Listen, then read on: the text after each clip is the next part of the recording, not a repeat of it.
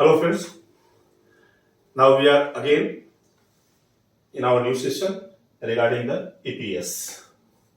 दोस्तों EPS के सारे प्रोविजंस वगैरह हमने समझा कि पहले क्या प्रोविजन था, चेंज क्या आ गया है, ये सारी चीजें हमने देख लिया। अब जो है हम ये चीज देखते हैं, इसको एक केस स्टडी के माध्यम से समझने की कोशिश करते हैं और जो कि सबसे यूजफुल है आपके लिए, इसे आप अपने ऊपर भी अपनी सैलरी के साथ भी कैलकुलेट कर सकते हैं। अपने पेंशनेबल जो सैलरी है आपकी, उस चीज के बेस पे जो है सो बहुत ही सिंपल तरीके से हम यहाँ पे एक एग्जांपल लेके आए हैं और फिर उसके बेस पे आप समझ सकते हैं कि आपको इस चीज को ऑप्ट करना चाहिए या नहीं करना चाहिए। ये आपके अपनी जो है सो डिसीजन होगा। तो हम एक केस लेते हैं, सपोज करते हैं कोई मिस्टर एक्स है जिनका की रिटायरमेंट जो है वो 30 जून 2024 को होना है, यानी कि जो 30 जून 2024 को जिनका रिटायरमेंट होना है। और चूंकि ये ईपीएस 95 है तो हम ये जो है सो यहाँ पे उनके डेट ऑफ ज्वाइनिंग से जो है सो बहुत ज्यादा मैटर नहीं करता है।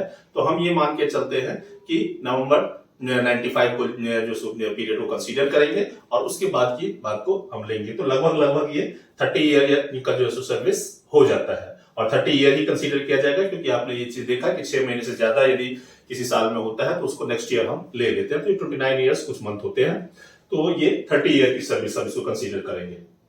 अब इसके रिगार्डिंग हम कुछ डिटेल्स यहाँ पे प्रोवाइड करते हैं कि आप ये चीज देखेंगे कि डेट ऑफ रिटायरमेंट जो है, मैंने पहले से इसलिए लिख दिया है कि ताकि थोड़ा सा समझने में जो है आसानी हो, आगे भी हम कुछ चीजों को डिस्कस करेंगे। डेट ऑफ रिटायरमेंट जो है ये 30 जून 2024 है। पेंशनेबल सर्विस इनका 30 इयर्स का हो जाता है। मैंने बताया कि 29 इयर्स कुछ मंथ यानी 6 मंथ से ज्यादा है, इसलिए हम 30 इयर्स ले रहे हैं इसको। एवरेज सैलरी जो है, जो बेसिक प्लस डीए है फॉर द लास्ट 60 मंथ्स, क्योंकि हमें जो है लास्ट 60 मंथ का लेना होता है, वो आता है, सारे हाइपोथेटिकल है, एग्जाम्पशन बेस्ड है। तो ये क्या आता है कि ₹1,94,000। एक्चुअल सैलरी जो है वो नवंबर 95 से जून 2024 तक इनकी जो सैलरी बनती है इस 30 साल की, वो एक्चुअल सैलरी क्या है, 2,64,96,009 रुपीज। टोटल एम्प्लॉयर कंट्रीब्यूशन जो है, सिंपल सा कॉन्सेप्ट है कि 12% का जो है हम ये चीज लेते हैं। तो 12% यदि आप इसका 2,64,96,009 रुपीज का करेंगे तो ये आता है 31,79,521। तो ये तो डिटेल हमारे पास अवेलेबल है। अब यहां पे ये चीज करते हैं कि यदि जो है सो हमने जो इंक्रीज वाला अमाउंट है, जो कि बढ़ा हुआ ईपीएस की बात करते हैं, उसे यदि हमने हायर सैलरी को जो है ऑप्ट नहीं किया है तो फिर क्या होगा। तो सिंपल सी बात ये चीज है यदि हम नहीं ऑप्ट करते हैं तो ऐसे सिचुएशन में, मैंने आपको पहले भी डिस्कस किया था कि पहले क्या चीज था कि 5,000 का लिया गया था। जो ईपीएस 95 है उससे पहले 5,000 का था, जो कि फर्दर फिर जो है क्या हुआ 2001 में आके 6,500 हुआ है और फिर 15,000 जो है 2014 में आकर के हुआ है। तो यहां पे नवंबर 95 से सितंबर 2001 तक 71 मंथ्स होते हैं। 71 मंथ्स होते हैं और इसमें जो पेंशनेबल सैलरी है, पेंशनेबल सैलरी वो 5,000 कंसीडर किया जा रहा था, पहले 5,000 था। अक्टूबर 2001 से लेकर के अगस्त 2014 तक 155 मंथ्स है, जिसमें 6,500 का सैलरी लिया जा रहा था। सितंबर 2014 से लेकर के जून 2024 जो कि इनका रिटायरमेंट का डेट है, इसमें 118 मंथ्स होते हैं, 118 महीने हो रहे हैं। इसमें 15,000 की सैलरी पेंशन के पर्पस के लिए लिया गया है। और अब ये क्या चीज है कि ये सिंपली जो है सो इनका 12% कैलकुलेट किया गया हुआ है। 12% आप 8.33% कैलकुलेट किया गया हुआ है। तो 5,000 का 8.33% 417, 6,500 का 542 एंड 15,000 का 1,250। ये अमाउंट जो है इनका मंथली पेंशन में जा रहा है। टोटल पेंशन जो है, टोटल पेंशन इनका जो आ रहा है, टोटल पेंशन कॉन्ट्रीब्यूशन जो आ रहा है, ये तो मंथली जा रहा है। तो आप इसको सिंपली यहां पे देखेंगे तो ये चीज क्या है कि 71 इंटू 417, इसे मल्टीप्लाई करेंगे आप इन दोनों को, जो नंबर ऑफ मंथ्स है और मंथली पेंशन, तो ये अमाउंट आ रहा है 29,607। इसी तरह से 155 मंथ्स इंटू 542, तो ये आ रहा है 84,010 रुपीज। एंड 118 मंथ्स को जो कैलकुलेट करेंगे 1250 से मल्टीप्लाई करने के बाद तो 1,47,500। ये टोटल पेंशन अमाउंट जो बनता है वो 2,61,170 बनता है। ये तो सिंपल जो अब तक जो है हम लोग करते आ रहे हैं, अब तक जो हमारे पेंशन में अमाउंट कंट्रीब्यूट किया जा रहा है एम्प्लॉयर के थ्रू, वो ये अमाउंट है। अब बात करते हैं हम आगे क्या, कि यदि यहां पे आपने देखा क्या कि पेंशन कैलकुलेशन की बात करें, पेंशन कैलकुलेशन की बात करते हैं हम यहां पे, तो यहां पे क्या चीज है कि यदि ऑप्ट करते हैं हम बढ़ा हुआ पेंशन तो, और नहीं ऑप्ट करते हैं बढ़ा हुआ पेंशन तो क्या चीज होगा। तो यहां पे सिंपल सी बात क्या चीज है कि पेंशन कैलकुलेशन के लिए मैंने आपको एक चीज बताया था कि पेंशनेबल सैलरी इनटू क्या चीज है, पेंशनेबल सैलरी जो है आपको एवरेज 6 मंथ का 5 ईयर का लेना है, 60 जो है ये लेना है। तो यहां पे क्या चीज है, पहले मैंने आप लोगों को शुरुआत में एग्जांपल क्या बताया था कि 12 मंथ्स का कैलकुलेट करके बताया था, लेकिन वो पहले था। अब क्या चीज है, अब 5 ईयर्स का लेना है, यानी 60 मंथ का लेना है। तो यहां पे 60 मंथ का इन्होंने क्या किया, एवरेज सैलरी लिया हुआ है, तो ये 1,94,000 आ रहा है। 1,94,000 जो आ रहा है, ये चीज जो है सो आपका एवरेज सैलरी हो गया। तो एवरेज सैलरी जो है सो आपका कितना है, जिसको कि पेंशनेबल सैलरी भी बोलते हैं, ये क्या है, पेंशनेबल सैलरी। दूसरा प्रोविजन क्या बताया था मैंने आपको कि यदि 20 साल से ज्यादा कोई काम करता है, 20 साल से ज्यादा यदि उसका पेंशनेबल सर्विस है, तो उसे 2 साल का बोनस मिलता है। यानी कि आपको 30 की जगह पे 32 ईयर्स लेना है। यहां पे इनका जो सर्विस का पीरियड है वो 30 ईयर्स का है, तो यहां पे हम उसे 30 ना लेकर के 32 ईयर्स लेंगे। तीसरा क्या चीज है, फॉर्मूला दिया हुआ था पेंशनेबल सैलरी इनटू पेंशनेबल, मेरे ख्याल से इसकी अब जरूरत नहीं है। ये चीज सिंपल सा आप लोग समझ गए हैं कि जो पेंशन आप यदि ऑप्ट नहीं करते हो तो क्या चीज होता है, कितना पेंशन आपके अकाउंट में जाता है। यहां पे 71 मंथ, 155 मंथ, 118 मंथ, जो कि अमाउंट आपका पेंशन का अमाउंट जो कंट्रीब्यूट होता है 5,000 का 8.33%, 6,500 का 8.33% और 15,000 का 8.33%, और ये अमाउंट 29,607, 84,010 एंड 1,47,500, और टोटल ये 30 साल में आपका पेंशन का अमाउंट जमा होता है 2,61,117। तो ये टोटल पेंशन कंट्रीब्यूशन था आपका। अब हम बात कर रहे हैं क्या कि यदि कोई पर्सन ऑप्ट करता है तो क्या होगा। तो सिंपल सा है क्या कि हमारा जो मैंने क्या बताया कि पेंशनेबल सैलरी, जो फिर से कंफ्यूज आप मत होना पिछले हमारे वीडियो को देख करके कि उसमें जो मैं 12 मंथ की बात कर रहा था, लेकिन इसमें हमें जो है क्या करना है तो 5 ईयर्स का लेना है। तो यहां पे जो एवरेज सैलरी दे रखा है फॉर लास्ट 60 मंथ्स, वो क्या दे रखा है 1,94,000, 1,94,000। This is called pensionable salary.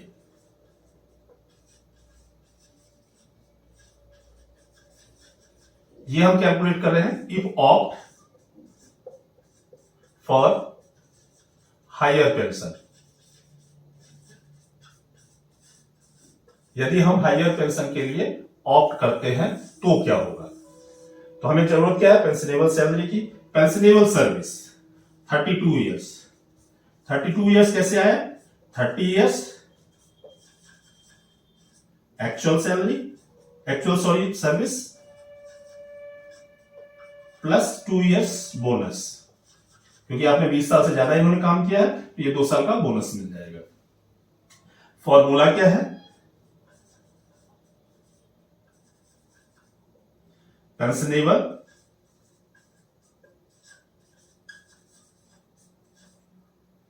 Salary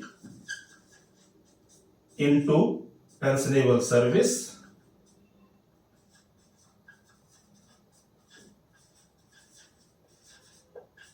divided by 70।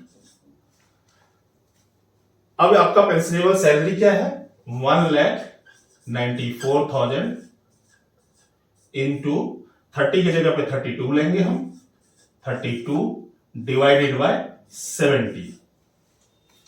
अब इसको हम कैलकुलेट करते हैं तो ये कितना होता है, 70 से 1,94,000 को निकालें और इंटू 32 करें, 7 वन जा 7, 7 टू जा 14, 7 8 जा 7, 7 7 जा 49, और कुछ जो है यहाँ पे टोटल अमाउंट और 32 से मल्टीप्लाई करके जब हम देखते हैं कैलकुलेट करने पे तो ये आ रहा है कितना, 88,686। ये आपका जो बनता है ये टोटल क्या बनता है, पेंशन अमाउंट बनता है। यानी कि यदि ये आपका बनता है पेंशन अमाउंट 88,686, वहीं पे यदि आप नहीं ऑप्ट करते हो तो उस केस में सिंपल सा क्या चीज है कि सारे पेंशन जो अभी हमने देखा था कि टोटल अमाउंट जो हमारा जोड़ के हो रहा था वो क्या हो रहा था कि सभी को जो है सो हमने लिया हुआ था, तो ये हो रहा था 2,61,117, 2,61,000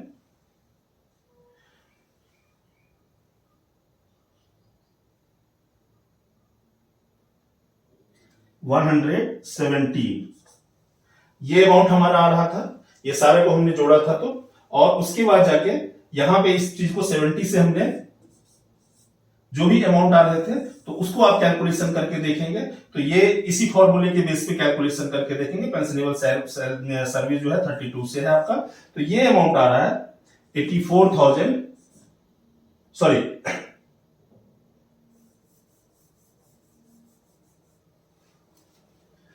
3,765। तो इस तरह से डिफरेंस इन पेंशन कितना हो जा रहा है आपका, आप सिंपली देख सकते हैं 88,686 एंड 3,765। तो ये आपका टोटल जो है सो इतने का डिफरेंस आ रहा है। जो डिफरेंस अमाउंट होगा, डिफरेंस अमाउंट जो आपका आता है 84,921 रुपीज का डिफरेंस आ रहा है यहाँ पे, जो कि आपका पेंशनेबल पेंशन जो है टोटल पेंशन अमाउंट में इतने का डिफरेंस आ रहा है। तो इस तरीके से तो सीधा सीधा हमें देखकर ये लगता है कि हमें ऑप्ट करना ही चाहिए, ठीक है, ये हमें ऑप्ट करना ही चाहिए ये चीजें। लेकिन इससे कुछ नुकसान भी हो रहा है क्योंकि आपके ईपीएस में कोई फ्री में इतना पैसा नहीं मिलेगा।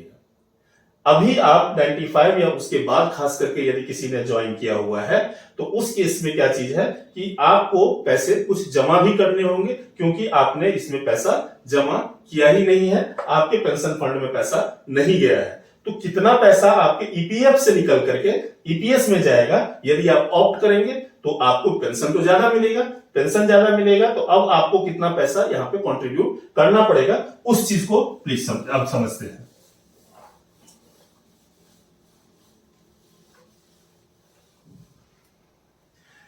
एक एग्जांपल क्या चीज है, ऑप्टेड। यदि ऑप्ट करते हैं तब और नहीं ऑप्ट करते हैं तब क्या होगा, एंड नॉट ऑप्टेड।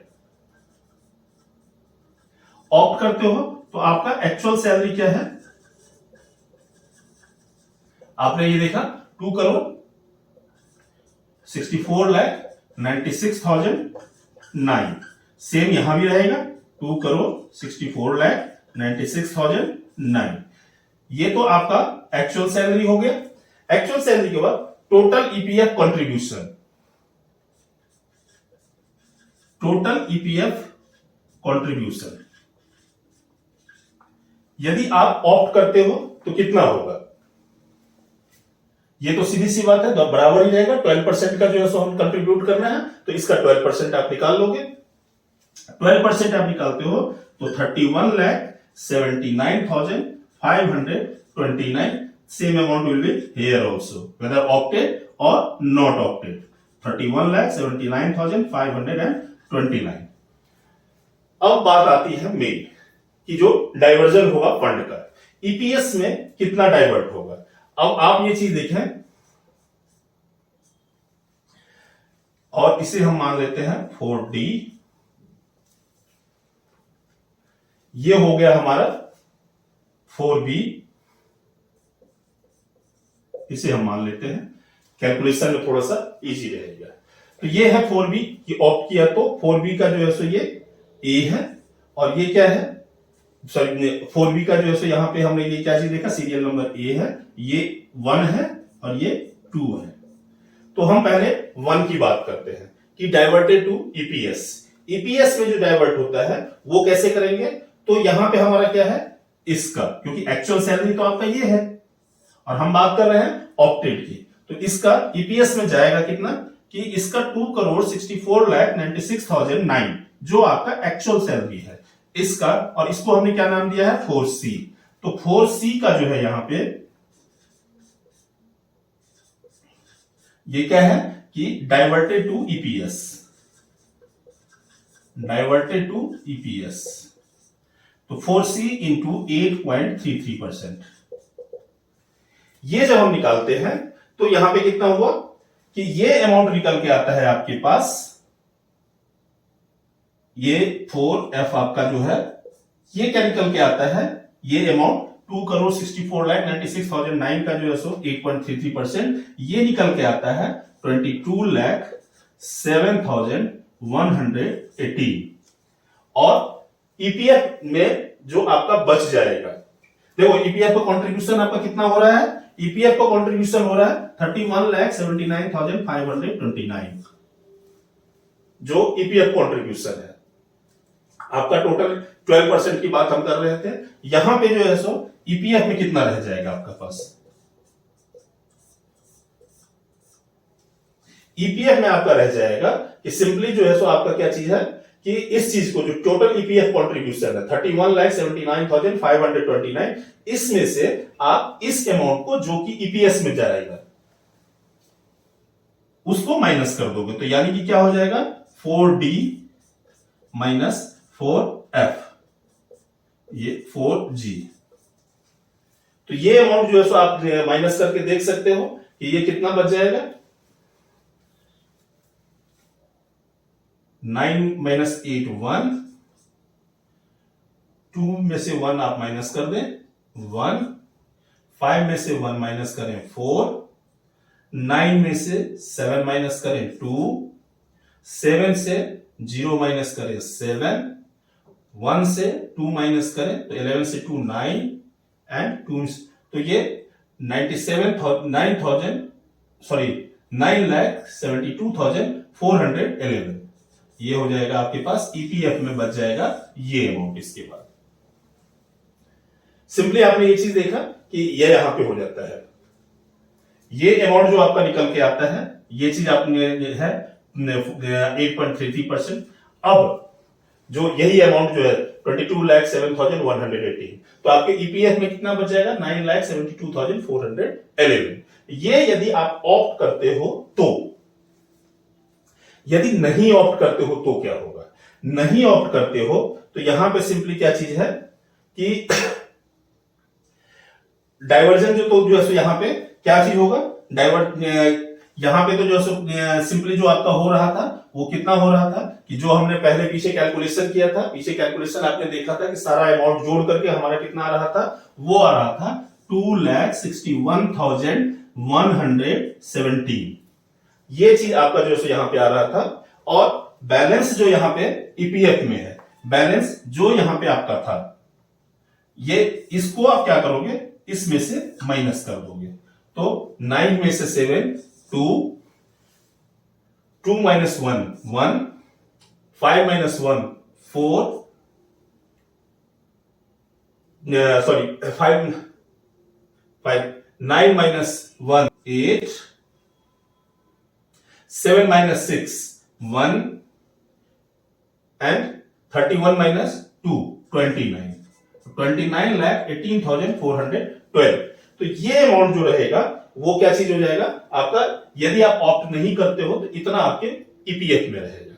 अब बात करते हैं कि नेट अमाउंट जो डाइवर्ट होता है, नेट अमाउंट डाइवर्ट जो होगा ईपीएफ से, ईपीएस फ्रॉम ईपीएफ, वो कितना डाइवर्ट होगा, तो ये चीज आपने देखा क्या कि अब इसको डाइवर्ट करने के लिए सीधी सी बात है, इतना अमाउंट तो पहले से जा ही रहा था, ये अमाउंट जा रहा था, और टोटल अमाउंट ये जाएगा, यानी एडिशनल अमाउंट कितना जाएगा, एडिशनल अमाउंट जो आपका जाएगा 91,46,001। आप यहां से माइनस करके देख ले, 8 में से 7 माइनस किया 1, 1 minus 1 0, 1 minus 1 0, 7 minus 1 6, 12 minus 6 sorry 10 minus 6 4 and 21 minus 2 19। तो ये अमाउंट आपका एडिशनल जो ईपीएफ से ये निकल जाएगा यहां से।